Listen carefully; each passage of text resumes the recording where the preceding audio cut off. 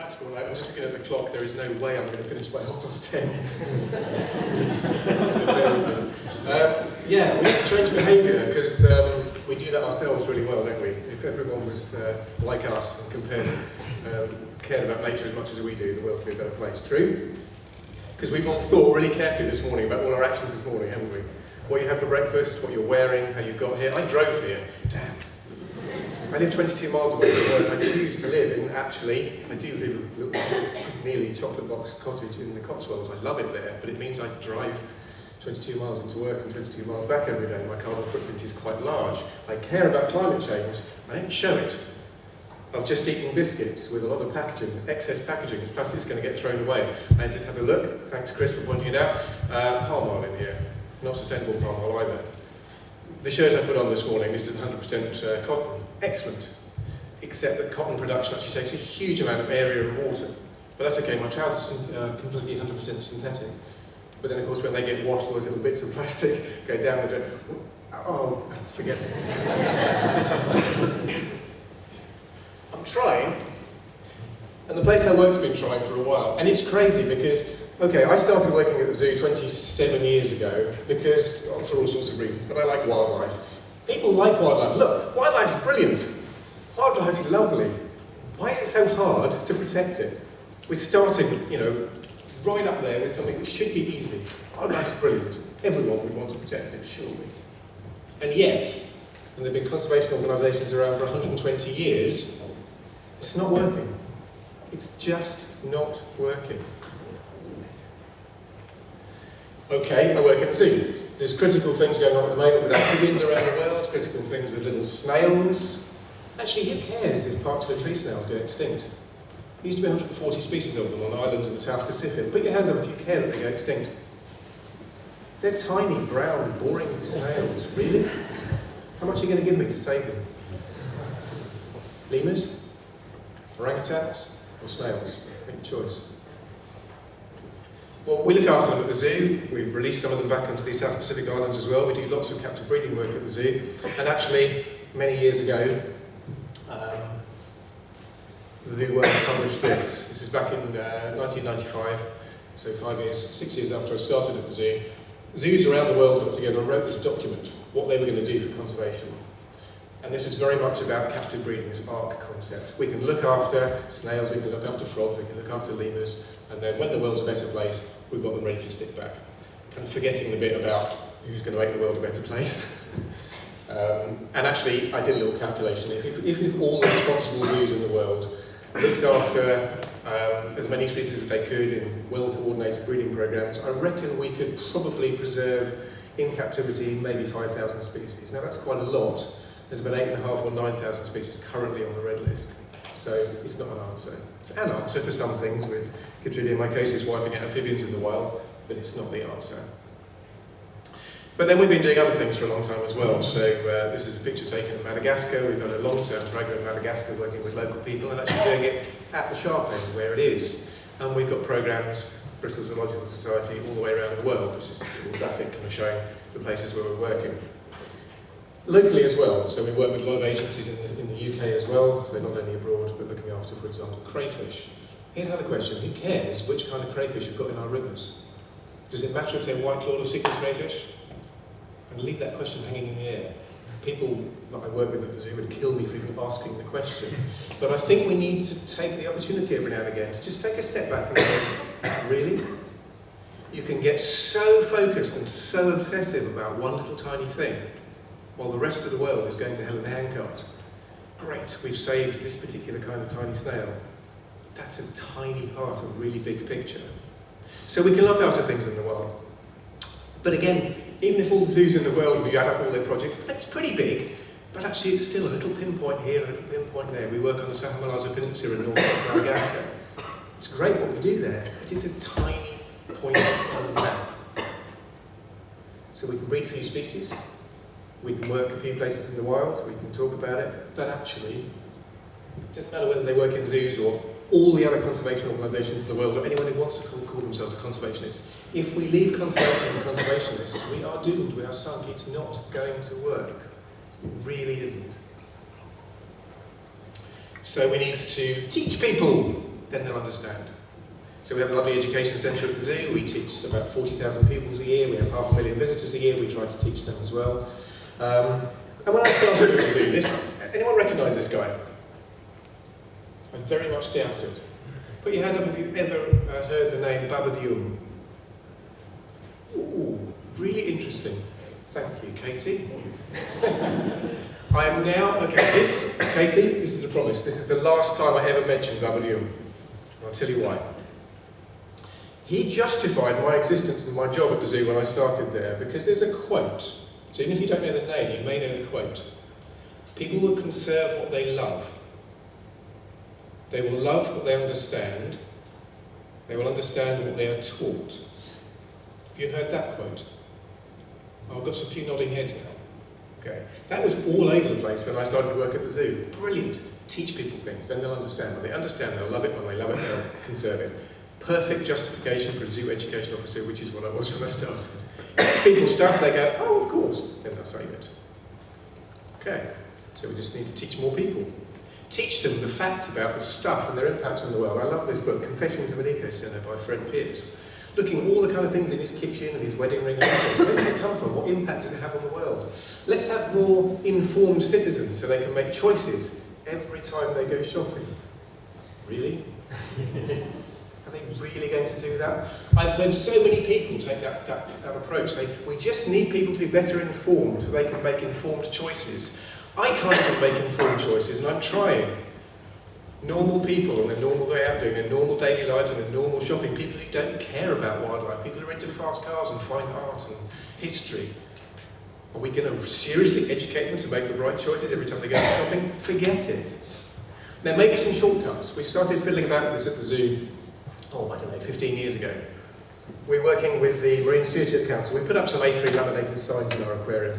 And then we were lucky that because we'd been doing that and talking to the MSC, they came to us and said, we've got $50,000, we'd like to work with you and see if we can up people's recognition of this logo. So we did all sorts of things, including putting a freezer of fish fingers at the exits to the aquarium. Now people stop and look at that because that's weird. Walk through an aquarium in a zoo and now you're looking at a cabinet of fish fingers. But it caught attention, and of course, next time you want people to make a decision, based on what you're trying to tell them about MSC, is going to be in front of a freezer cabinet full of fish fingers. So hopefully you put a little trigger in their minds for next time they're shopping. We made sure that also our caterers were MSC certified. We also think we became the first zoo in the world to have MSC certification for our feed, our fish that we feed to our livestock. So we're quite proud of this. We did some research as well and showed that logo recognition did go up. What we didn't do is trail people to the shops and see if they actually bought MSC logo stuff.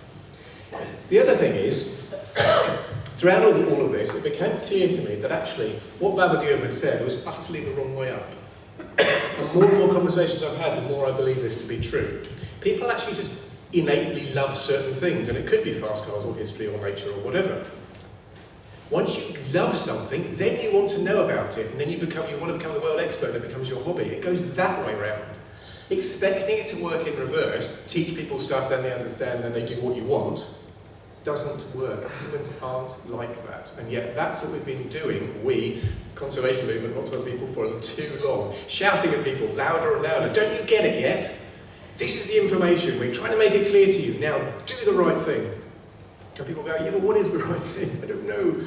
Different messages from different places, and how do I make a choice? And I'm not even interested anyway, and it's too hard to just do what I like doing.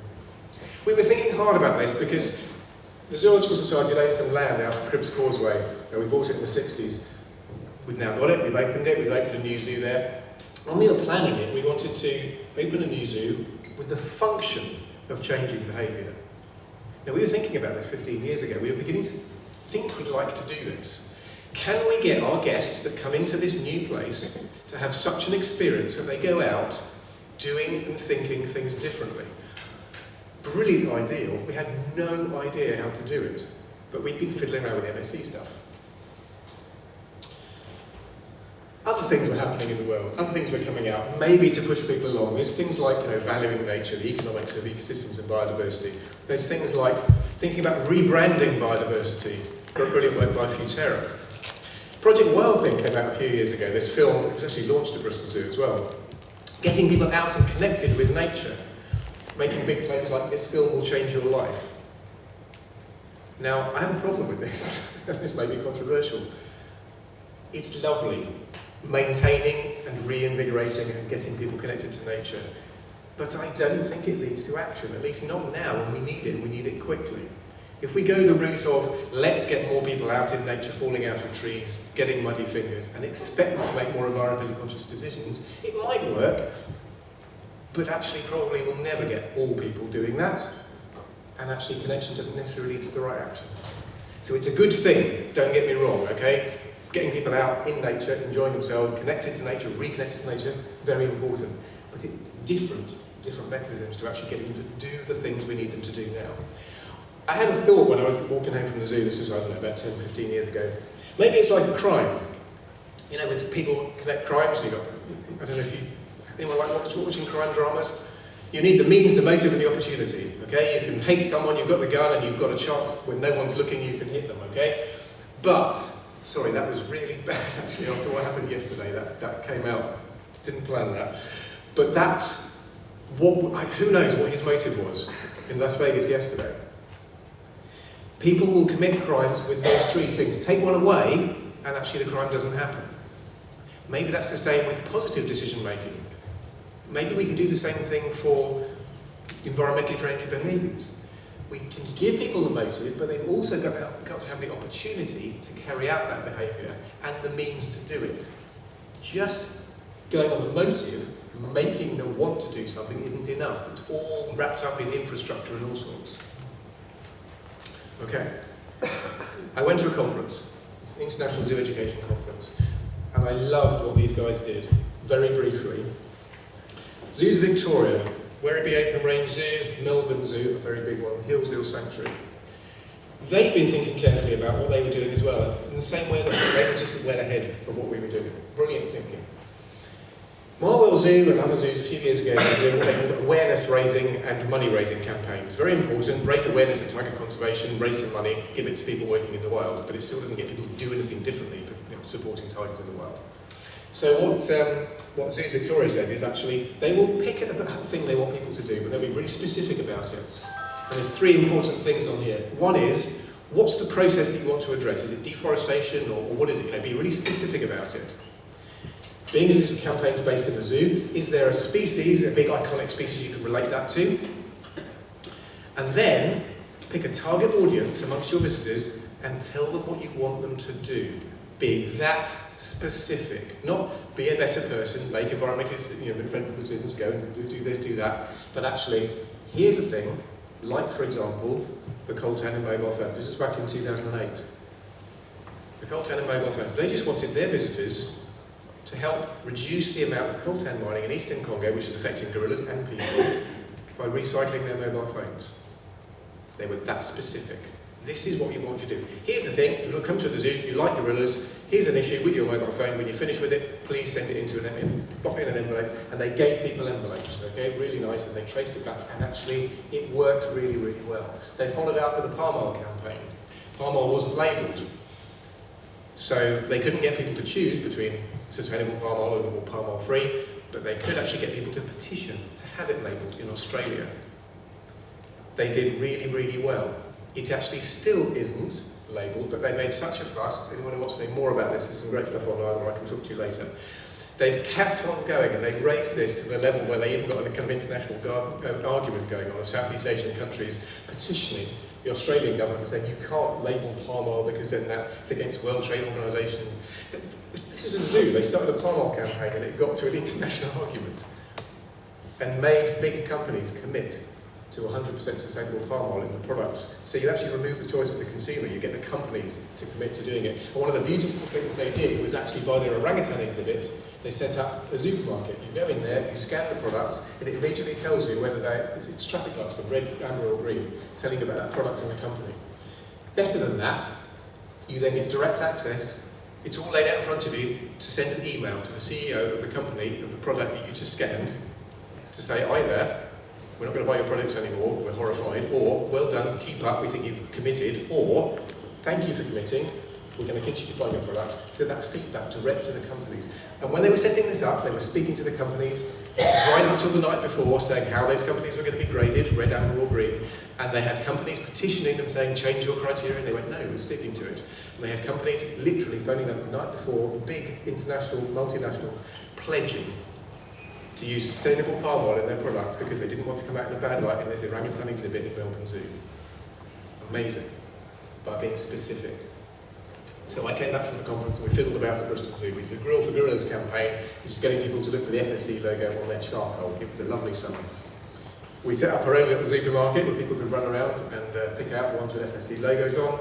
We had information up about the fact that it's local and easy to get hold of, it's everywhere, so it's not a kind of thing you've got to go to some specialist shop to get. And we did a little bit of follow-up survey to find out if people were actually intending to go out and look for it. So this is our own little way of starting it off.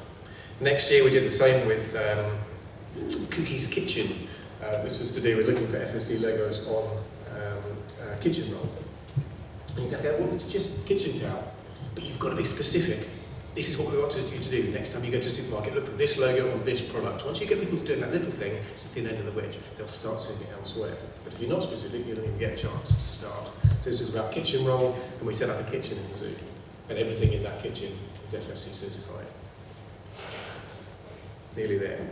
One of my favourite campaigns, Zoos Victoria. They worked out that 7 million trees in Australia were cut down every year to make into toilet paper. If only Australians bought recycled toilet paper, 95% of Australians didn't. Now the beautiful thing about this campaign is they used, now I'm getting psychology and I'm skipping over this, we'll learn more about this today. They used theory of planned behaviour. And basically, through lots of questionnaire and things, they found out that the key differences between people who did and didn't buy recycled toilet paper was nothing to do with liking wildlife. Everybody thought that buying recycled toilet paper would be good for wildlife, whether they bought it or not. So telling people that it's good for wildlife is pointless, it's a waste of time. The differences between the doers and the non-doers were softness, strength, and price. So all their campaigning was around softness, strength, and price. Getting over people's belief that actually it wouldn't be rough on their bottoms, their finger wouldn't go through it, it's not more expensive than buying non-recycled toilet paper. And they congratulated people at Hillsville Sanctuary with their costume character, Crapman. Crapman walked around the zoo, then congratulated people coming out of the toilets, played silly games with them, piling up toilet rolls. 27% of the families that they engaged with at Hillsville Sanctuary switched, and they did the follow-up to buying recycled toilet paper. This is being specific, picking out what you want people to do and getting on with it. Interestingly, the latest version of the World Zoo and Aquarium Conservation Strategy now is this. So the 1995 one was about captive breeding. The 2005 one was about captive breeding and working in places in the wild. The 2015 one is about captive breeding and working in the wild and behaviour change through zoos. We've got globally billions of visitors to zoos. We work together, and not just in zoos, with other organisations, and match up our message, we've got a really good chance. But in order to do that, we've got to understand the people. And this is what we haven't done well enough in advance. We've got to bring in these psychological models. What actually makes people tick? There is so much literature out there about the models of what makes people do what they do, and some of them are very complex. But there's research you can do, and graphs you can build, and questionnaires you can do to plan the campaigns. There's behaviour change models and matrices, which we're going to learn lots more about today. And if we do that, and just lastly moving away from zoos, there's some brilliant work going on with other organisations as well in the world. Rare, fantastic organisation, Wild Aid, doing some brilliant work, particularly in Asia with ivory and rhino horn, researching their audiences, deciding what they want people to do, and finding out the best ways of nudging them, pushing them, whatever, changing the social norms to get the result. And it's about being specific. So that's my little melee to finish on of like stuff. The journey that I've come on from being an education officer at the zoo 27 years ago to now being in the position I am and thinking we've got to do better with our communications and our interface with people, understanding people, using these opportunities. Because we can do it, it's just about doing it differently. Practicing, learning, doing things together. Otherwise, we just go back to the old days of shouting at people louder and louder while the earth continues to disappear. So, let's find out more today, and let's work together and we can solve these issues.